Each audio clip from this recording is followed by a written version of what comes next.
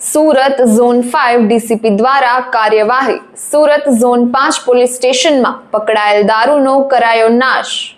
સુરતના અમરોલી, ઉત્તરાણ, અડાજણ, જહાંગીરપુરા પોલીસ સ્ટેશનથી લાખોનો દારૂ નાશ કરાયો।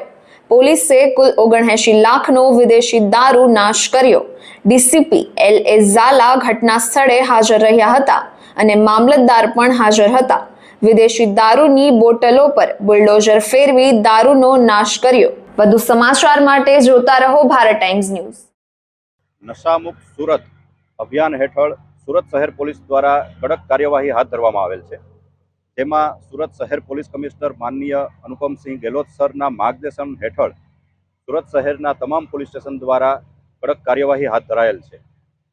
જેના ભાગરૂપે ઝોન 5 વિસ્તારના અડાજણ, રાંદેર, જહાંગીરપુરા, ઉત્તરાણ તેમજ અમરોલી પોલીસ સ્ટેશન દ્વારા કરવામાં આવેલી કાર્યવાહી અને પકડવામાં આવેલ પ્રોહિબિશનનો મુદ્દામાલ નાશ કરવાનો કાર્યક્રમ આજરોજ હાથ ધરવામાં આવેલ છે, જેમાં પ્રાંત અધિકારી શ્રી, નશાબંધી સુપ્રિન્ટેન્ડન્ટ શ્રી તેમજ ફાયર વિભાગ અને હેલ્થ ડિપાર્ટમેન્ટની ટીમો હાજર રહેલ છે।